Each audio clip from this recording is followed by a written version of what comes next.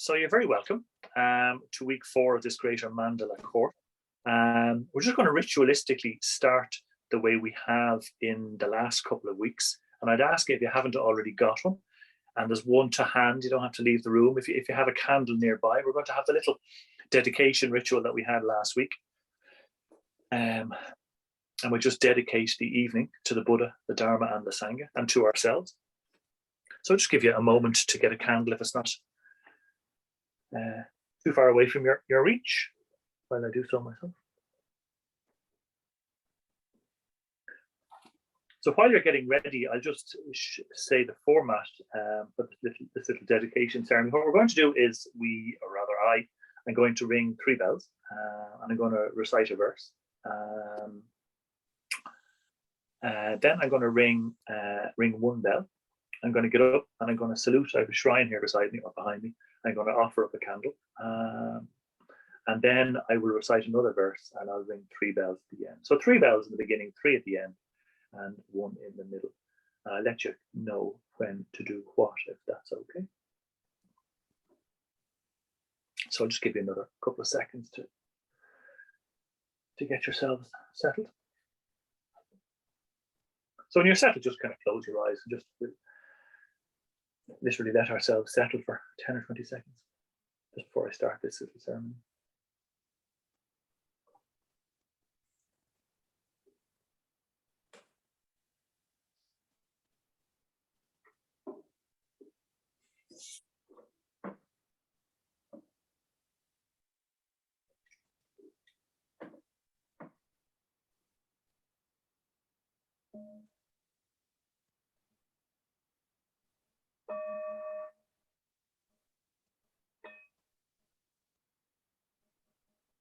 Dedication ceremony for this week's course.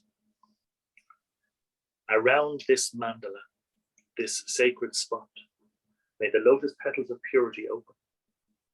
Around this mandala, this sacred spot, may the Vajra wall of determination extend. Around this mandala, this sacred spot, may the flames that transmute samsara into nirvana arise. So if you'd like to light your candle and offer it up to whatever space you have in front of you.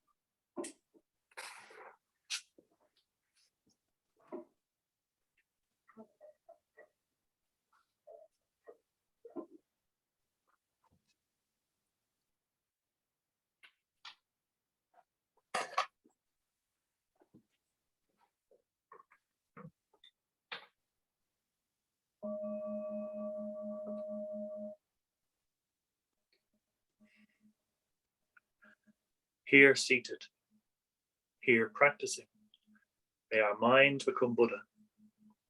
May our thought become Dharma. May our communication with one another be Sangha.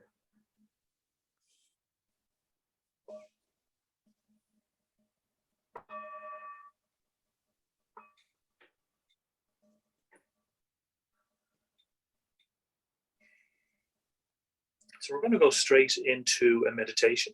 So if you're already comfortable where you are, you can just stay as you are.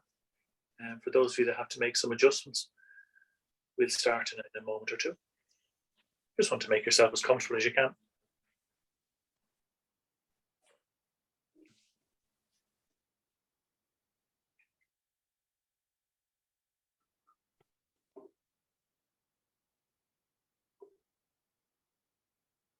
So we're going to do something similar to what I led last week, but I'll leave a period at the end in silence, just for you to sit on your own quietly.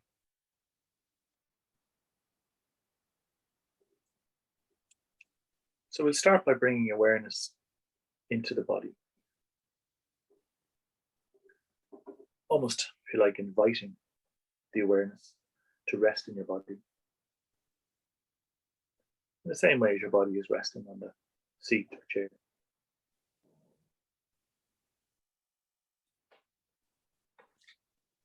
It's just that tangible sense of becoming a little bit more aware, like awareness is present within you.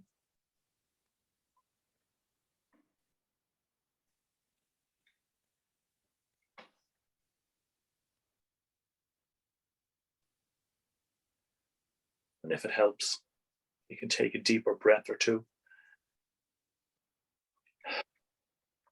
Really try and relax some more. Let the dust settle, so to speak, some more, particularly on the exhalations, on the out breath.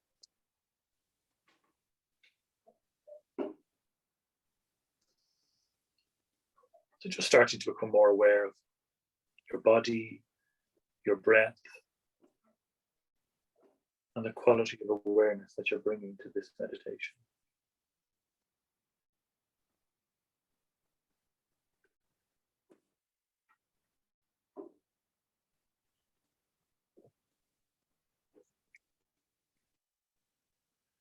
I think it's important to have an aspiration before you meditate, the reason why you're meditating. But I invite you just to think for a few moments as to what your aspiration is for this particular meditation. It can be a useful anchor if you get distracted later on, just to come back to that aspiration, to remind yourself why you're doing this particular practice.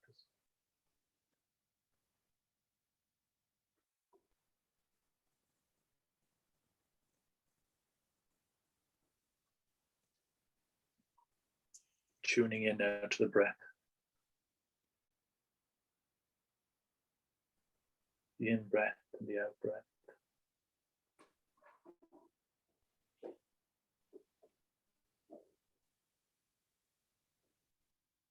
See if this awareness that you've invited into your body, into your experience, see if the awareness is able to stay with each entire in-breath and each entire out-breath,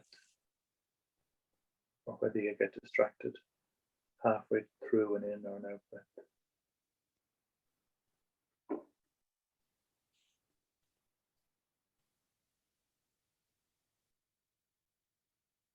Might take a few breaths to be able to just stay with an entire breath before your mind wanders off.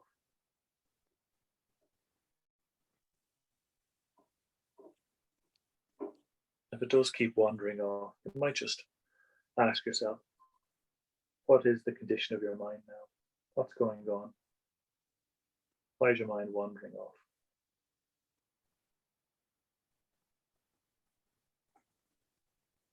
Sometimes the act of noticing that your mind is leaving, bringing awareness to that can be enough to bring it back. So just back to the in-breath, the whole in-breath, the whole out-breath.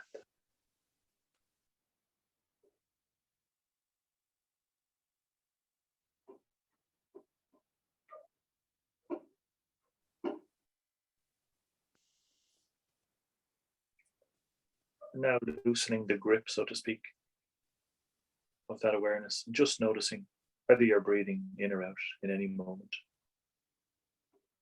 It's a lighter type of awareness, not as focused, not as intense. The breath's becoming more relaxed. And you're just noticing whether it's going in or whether it's coming out.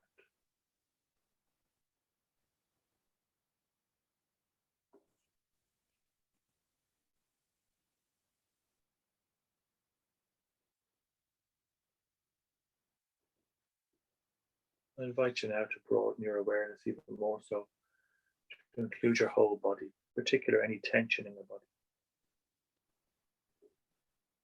Just see if there's any tension. You might start at the crown of your head and work down.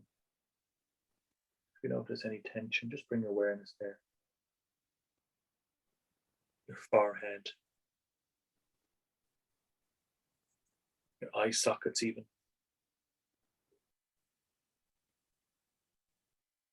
Your jaw and throat. down your torso, the front, your chest and tummy.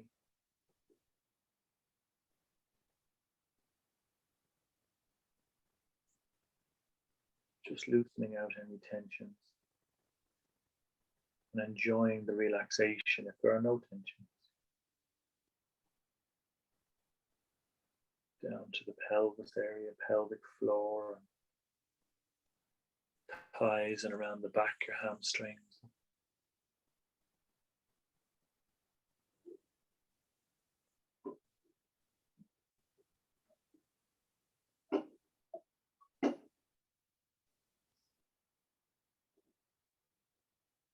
Just trying to see does any tension in the body fade when you bring awareness to it.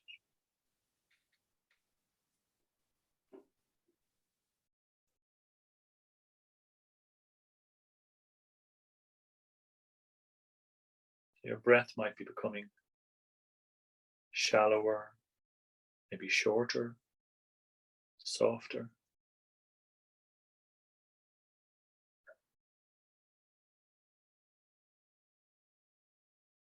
Body is starting to relax.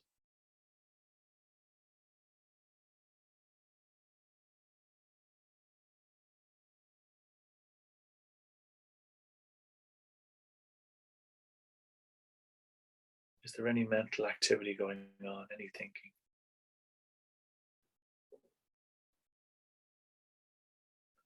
I don't want you to smother it, the thinking. Instead, I'm going to invite you to actually sit back a little bit, like physically actually sit, recline back a little bit, as if you're in your favorite chair. And just watch any thoughts passing across your mind. Almost like you're in the cinema, one of those deep, comfy chairs. You're just sitting back and watching any thoughts in a relaxed way.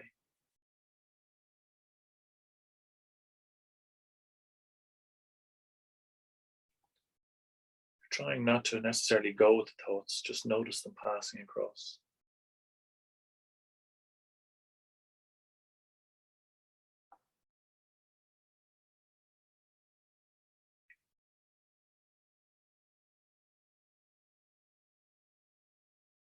Notice what happens to thoughts when you bring your awareness to them.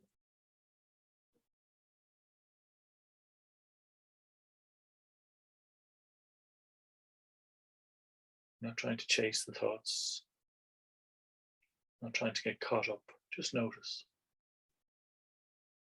Thinking.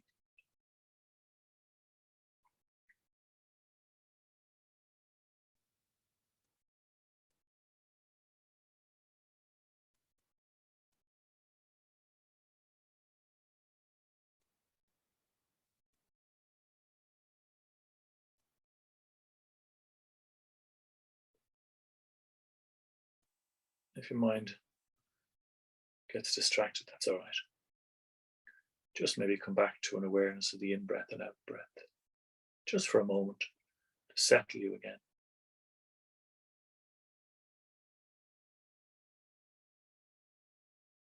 Notice the breath become shorter.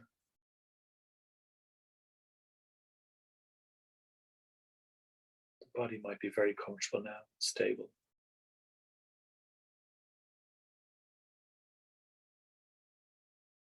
The mind can rely on that stability to settle itself.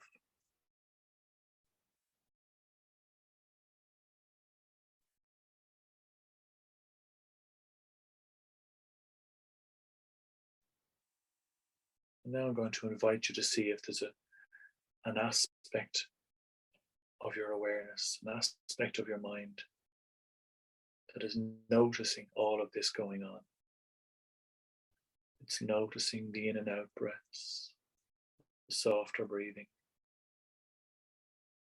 It's noticing the calmer body, the quieter thoughts. There's an aspect of your mind noticing all this happening at the same time in a relaxed way.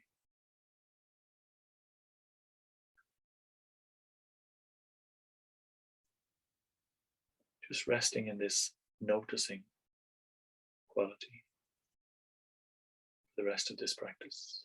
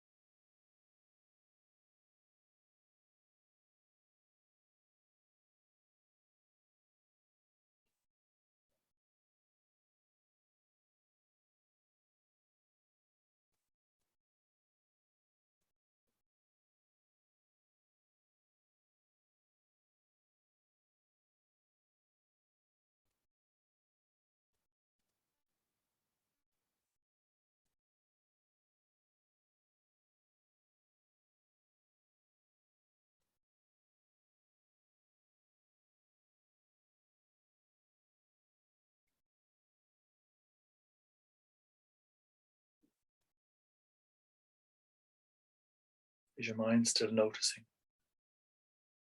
Or has it wandered off?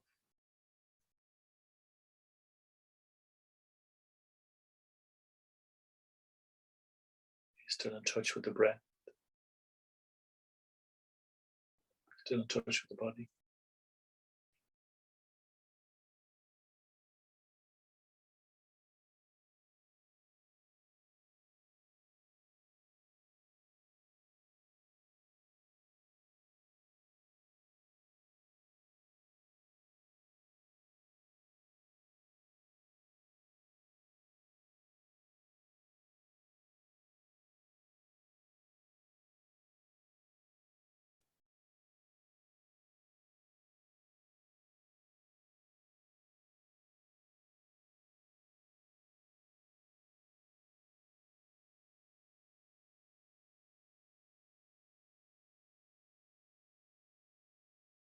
Tuning back into the noticing. Tuning back into the awareness.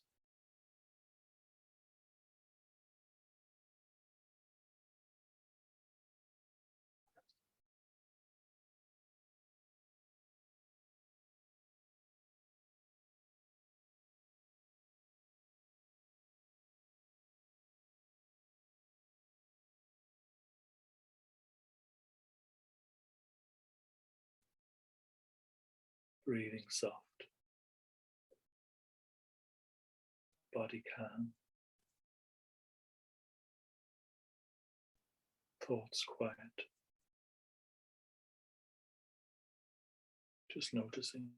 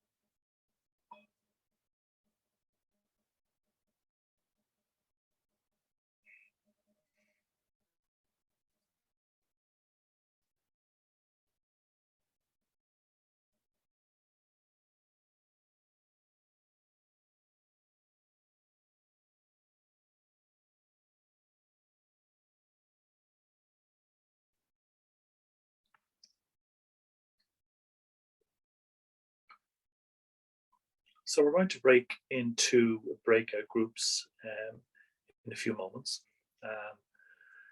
I'd like you to discuss two things, which was part of the home practice from last week. And Claire, once you go into the breakout groups, is going to put the questions into the chat. But just to get you thinking, reflecting before you go into the chat, just want you to discuss for about 14, 15 minutes, what did you notice about your personal mandala that Pranyamai was talking about last week? Particular what you currently put your energy into in your life.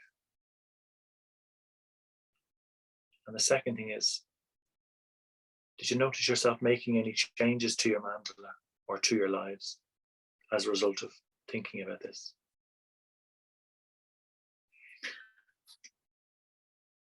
So have a think about that. We'll break you up now, Claire, if you would. So 15 minutes, Regimuni, or? You make it, it's 9:27 now. Maybe come back in, let me see, actually 30, make it 13 minutes, yeah. Okay. Perfect. Thanks, Claire, and we'll talk to you then. Enjoy. So welcome back.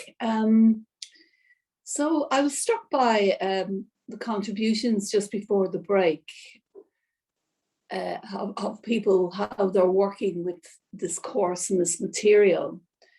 And it struck me that you're taking what you need from it, which is the right way to approach this I suppose, journey with this Greater Mandala, because one of the key points about it is to do nothing. And I love the fact that some of you are cocooning.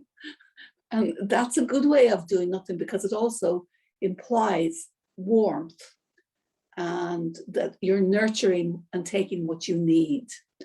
And that's really what this course is about. It's throwing out just different maybe ideas and ways, but it's about feeling a lot. You know, a lot of times we're thinking and doing. So now we're looking at feeling and seeing in another way through nature, music, or just simply sitting. So in this particular half, we're going to look at the Bodhisattva, which some of you may have heard about. So, in Buddhism, there's a lot, I suppose, Buddhism cosmology, a lot of different deities, Buddhas, expressing qualities that we aspire to. And out of our connection with these particular deities, we can open into that quality ourselves. And we can access them through meditation, through the imagination, through looking at them, and through seeing them in the world, through nature or people. It's very mysterious, and it's also not something to be pigeonholed. It's an ideal. So the Bodhisattva ideal is something inspirational, I find, in my life, in the world. And one of the Bodhisattvas that I connect with is Tara. And Tara is in female form. And there's lots of stories about how Tara came into the world through a tear of another Bodhisattva, through the great Buddha Amitabha. But what does she represent? And what she represents to me is that stepping out action in the world of compassion. So the Bodhisattva in the world, in our expression in humanity, is the selfless nature of the act. So most of the time, and I think through the last while we've come through the course, we've been looking at what we do and how we do it and how we do too much. And in the Bodhisattva, there is no self. They're always in helping others. So they act to help others. They're spontaneous. They're joyful. And Tara, this Bodhisattva that I connect with, so she's sitting in the lotus position. One foot is stepping out because she's ready for action to go where she's needed to help end suffering. Her compassion is boundless. She's sitting with her foot out, and she's also sitting with a hand in the generosity, the open palm of generosity. At the same time, the other foot is sitting in the meditation. So in a sense, we can actually connect with that. Sometimes we're in that meditative mode, and sometimes we're in the active mode, the receptive mode of sitting, going deep in our meditation practice, and the action of being in the world. So the Bodhisattva, there's quite a lot about Bodhisattva. This Tara, her, I suppose, a way of looking at her is her spontaneity, her compassion is like a mother who's looking after her child. That's how she's looking after humanity.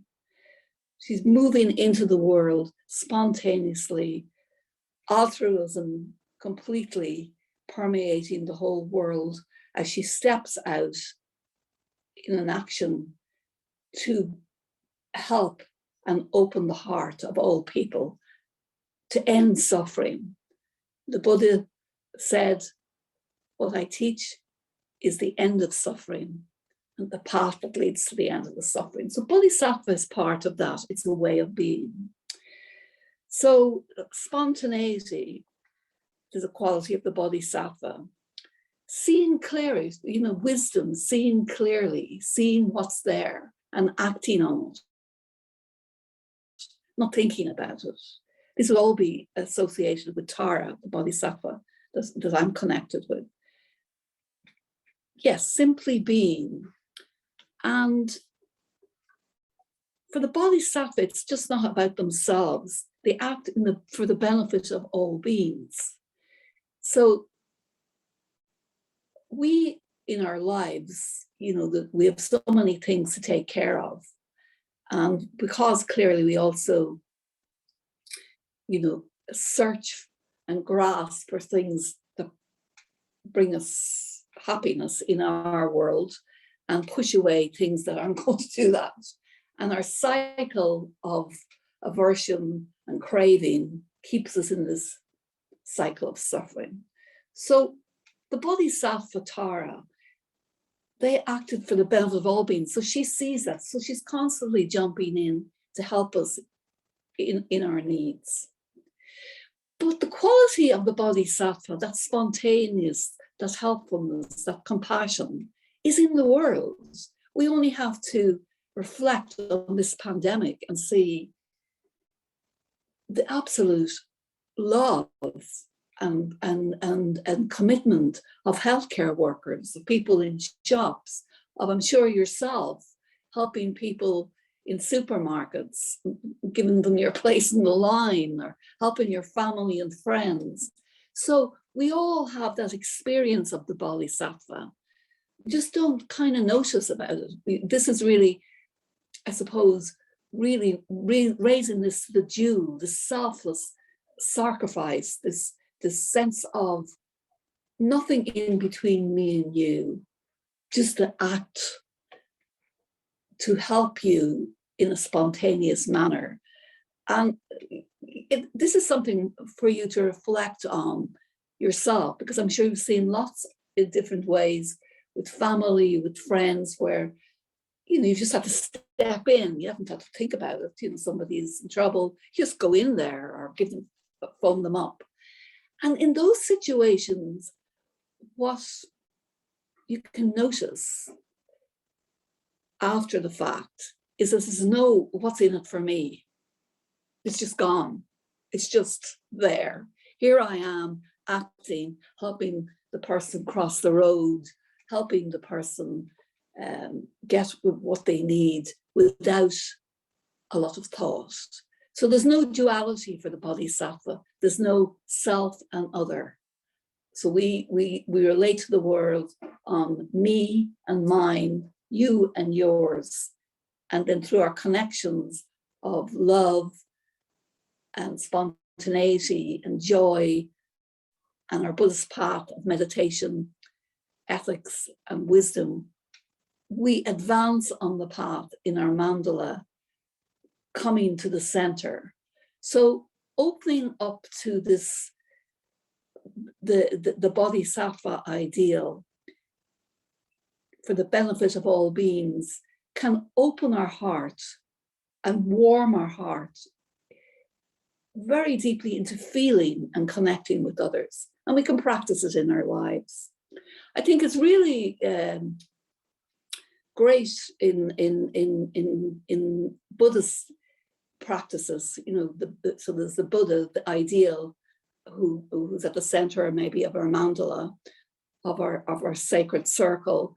And then we have the teachings, and then we have the Sangha, the community. So it's a good way for us to practice through study, discussing all of this, or through meditation, going deeper, and maybe accessing some of those states where we have some of these figures come up, that they happen in meditation, but not just in meditation. We can see them in the world in connection with people. So it's a mysterious, magical, and beautiful way of connecting with this whole area of compassion and for the benefit, acting for the benefit of all beings. I just want to show you just a picture of Tara.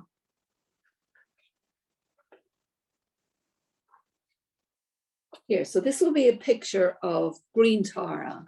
I mean, I'm sure some of you have seen these, and they're I really recommend that you have a look at bodhisattvas and a feeling for what they say to you, if anything. So and that's you might go a little bit to the left of the camera. This way? Yeah, perfect. Thanks, Manny Mike. So I don't know if you can see the foot that's out into the world. You'll have to higher it up a little bit more. There's a foot out into the world, and the other one is sitting in half lotus posture. And that's really expressing that action of spontaneity, compassion in action, no thought, you're just doing. So, yeah.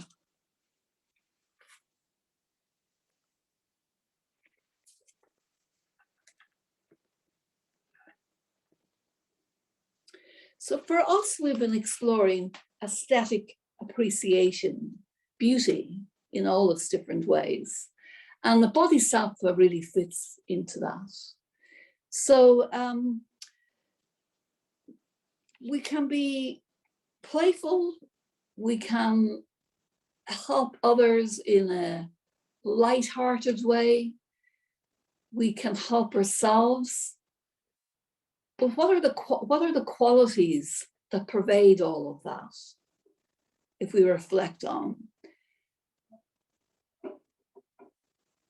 So in our seeing and feeling, there's something about being still and connected to family, friends, the Sangha, beauty in the world, in whatever way beauty opens up to you through music, art, poetry, people, but also this playfulness, joy, you know, playing with your dog or cat. Today I was up visiting my daughter, and little dog Shih Tzu. He's always delighted when I come because he sees me with the walk, you know. It's so bad the weather. Yeah, he was disappointed today. Well, he was just making such a show, and he was so happy. And I get such joy from just looking at his antics, and there's no thought about that. It's just like, oh, so you're such a lovely little man and a little dog. And I'm sure you've had your own experience of what that feels like. You know, it's really connecting and lighthearted, and there's love there. So the other thing about the Bodhisattva, Bodhisattva is acting out of unconditional love. It's just unconditional love. And really, on the point of becoming an awakened human being, you could say a Bodhisattva steps back and says, not until everyone is liberated will I be liberated. And that's an ideal, isn't it? So, well, it's a beautiful ideal. So, so for us today, then, how do we look at that in our mandala?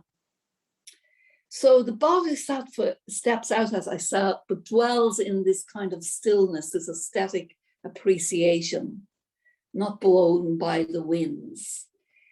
And so how can we take a little bit of the ideal of the Bodhisattva into our lives, in our cocooning at home, in our work and whatever we're doing in whatever way we're doing that? Maybe there's some way that we can open up to that unconditional love and the beautiful smile of the Bodhisattva, of Tara, which loves you no matter who or what you're doing. It's just unconditional, and open up maybe to some joyful experiences that we can encounter during the week, and some playful and spontaneous situations. Yeah, so what's really important about that, or not even important, but if it moves your heart and you're interested in, is just to take note of, oh, that feeling of that spontaneous action in yourself and others that you see in the world, here, and in your life at home. So what we'll do now is a bit of a reflection and see how that works for you. So just sitting, coming again into some sort of connection with the body, an awareness of the body in a meditation posture on the chair, and allowing yourself to settle, dropping the shoulders, feet on the ground. Noticing sometimes we kind of have our feet slightly curled. We just open up the toes, letting go. And then our hands, opening our fingers, letting go in the hands. And just tuning into your natural breath. Just a few breaths.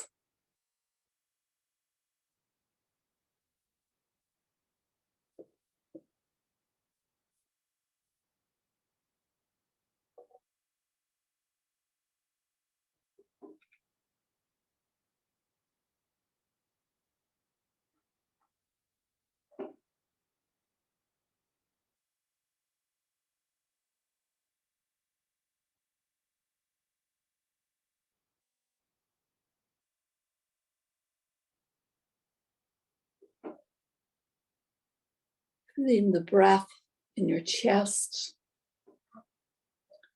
the sides of the chest, back of the chest,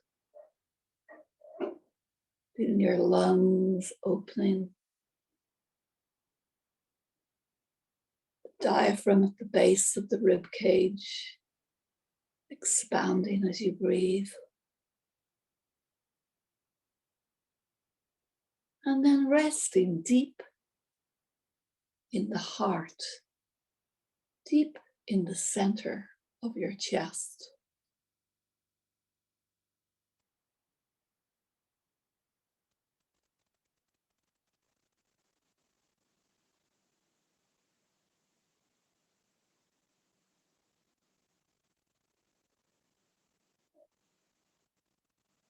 Opening to the warmth of the Bodhisattva.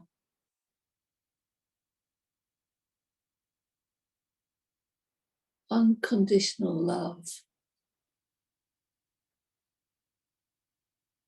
Stepping out to help. Feeling the warmth in your heart.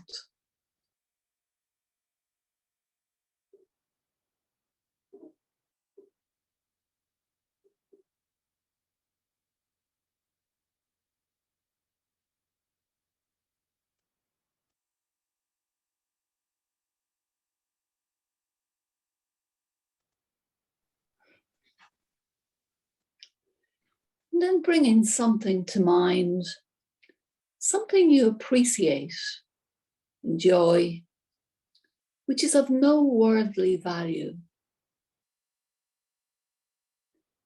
Something that cannot be bought or sold.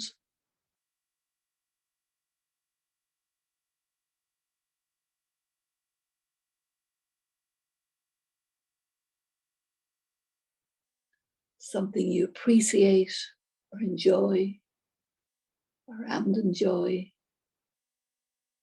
which is of no worldly value. It can't be bought or sold.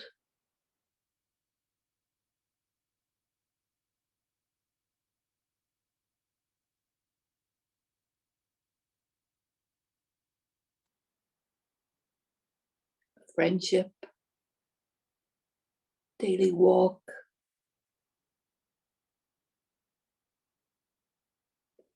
you have your own.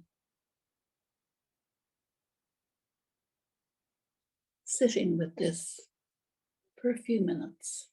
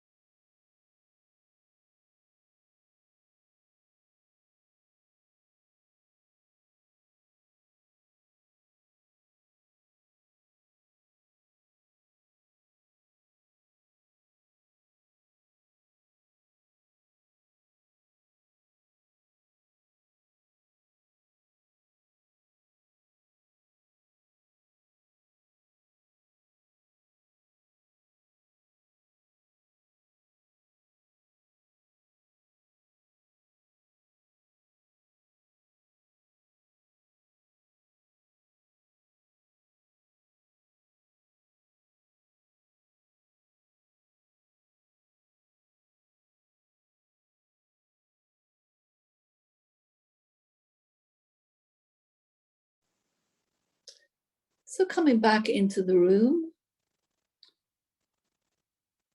and we'll break for 10 minutes for your groups. Maybe you can share what's come up for you in your reflection. And any spontaneity in people, any bodhisattvas, the spirit of the bodhisattva that you've seen in yourself or others. At the moment, we're moving towards Christmas, which can be the giving and receiving and altruism. It also can be other things, but there can be that spirit in its in the good sense, I suppose, of all of that. So yeah, so you can take some of those into your group, and then there's a couple other points that we have for home practice that you can look at as well if you have time. But really talk about what's making your heart sing and all of that. That's enough. Okay.